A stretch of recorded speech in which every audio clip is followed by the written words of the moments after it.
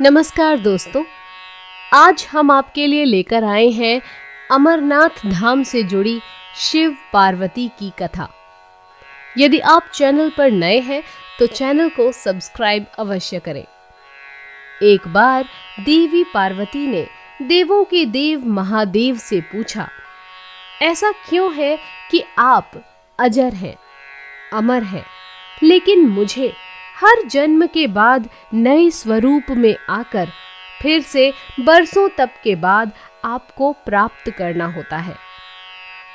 जब मुझे आपको पाना है तो मेरी तपस्या और इतनी कठिन परीक्षा क्यों? आपके कंठ में पड़ी नरमुंड माला और अमर होने के रहस्य क्या हैं? महादेव ने पहले तो देवी पार्वती के उन सवालों का जवाब देना उचित नहीं समझा, लेकिन पत्नी हठ के कारण कुछ गूढ़ रहस्य उन्हें बताने पड़े। शिव महापुराण में मृत्यु से लेकर अजर अमर तक के कई प्रसंग हैं, जिनमें एक साधना से जुड़ी अमर कथा बड़ी रोचक है, जिसे भक्तजन अमरत्व की कथा के रूप में जानते हैं।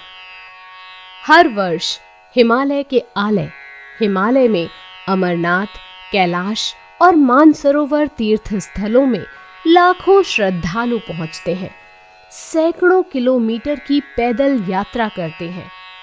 क्यों? यह विश्वास यूं ही नहीं उपजा। शिव के प्रिय अधिक मास अथवा आषाढ़ पूर्णिमा से श्रावण मास तक की पूर्णिमा के बीच अमरनाथ की यात्रा भक्तों को खुद से जुड़े रहस्यों के कारण और प्रासंगिक लगती है। पौराणिक मान्यताओं के अनुसार अमरनाथ की गुफा ही वह स्थान है जहां भगवान शिव ने पार्वती को अमर होने के गुप्त रहस्य बतलाए थे। उस दौरान उन दो ज्योतियों के अलावा तीसरा वहां कोई प्राणी नहीं था, ना महादेव का नंदी और ना ही उनका नाग, न सिर पे गंगा और न ही गणपति कार्तिकेय। गुप्त स्थान की तलाश में महादेव ने अपने वाहन नंदी को सबसे पहले छोड़ा। नंदी जिस जगह पर छूटा उसे ही पहलगाम कहा जाने लगा। अमरनाथ यात्रा यहीं से शुरू होती है। यहाँ से थोड़ा आगे चलने पर शिवजी ने अपनी जटाओं से चंद्रमा को अलग कर दिया। जिस जगह ऐसा किया वह चंदनवाड़ी कहलाती है। इसके बाद गंगा जी को पंचतरणी में और कंठाभूषण सर्पों को शेषनाग पर छोड़ दिया। इस प्रकार इस पड़ाव का नाम शेषनाग पड़ा। अमरनाथ यात्रा में पहलगाम के बाद अगला पड़ाव है गणेश टॉप। मान्यता है कि इसी स्थान पर महादेव ने पुत्र गणेश को छोड़ा। इस जगह को महागुणा का पर्वत भी कहते हैं।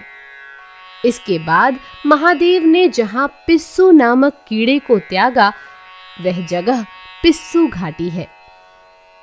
इस प्रकार महादेव ने अपने पीछे जीवनदायिनी पांचों तत्वों को स्वयं से अलग किया। इसके पश्चात पार्वती संग एक गुफा में महादेव ने प्रवेश किया। कोई तीसरा प्राणी यानी कोई व्यक्ति, पशु या पक्षी गुफा के अंदर घुस कथा को न सुन सके, इसलिए उन्होंने चारों ओर अग्नि प्रज्वलित कर दी।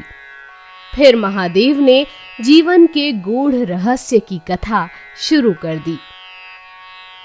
कहा जाता है कि कथा सुनते सुनते देवी पार्वती को नींद आ गई। वह सो गई और महादेव को यह पता नहीं चला। वह सुनाते रहे। यह कथा इस समय दो सफेद कबूतर सुन रहे थे और बीच बीच में गूं गूं की आवाज निकाल रहे थे। महादेव को लगा कि पार्वती मुझे सुन रही हैं और बीच बीच में हुंकार भर रही हैं। चूंकि वैसे भी भोले अपने में मग्न थे तो सुनाने के अलावा ध्यान कबूतरों पर नहीं गया। दोनों कबूतर सुनते रहे।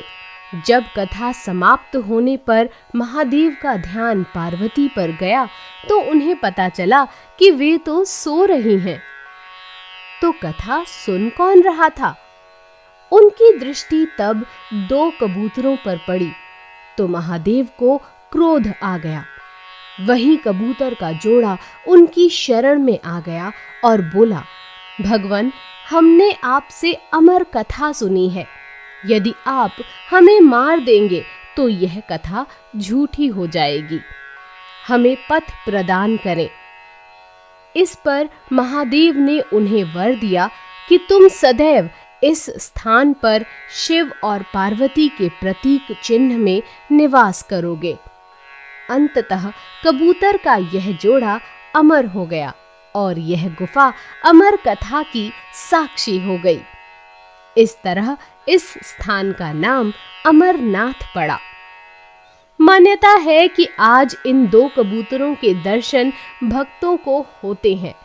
अमरनाथ गुफा में यह भी प्रकृति का ही चमत्कार है कि शिव की पूजा वाले विशेष दिनों में बर्फ के शिवलिंग अपना आकार ले लेते हैं। यहाँ मौजूद शिवलिंग किसी आश्चर्य से कम नहीं है। पवित्र गुफा में एक ओर मां पार्वती और श्री गणेश के भी अलग से बर्फ से निर्मित प्रतिरूपों के भी दर्शन किए जा सकते हैं। तो दोस्तों, यदि कथा पसंद आई हो तो लाइक करें, शेयर करें। धन्यवाद।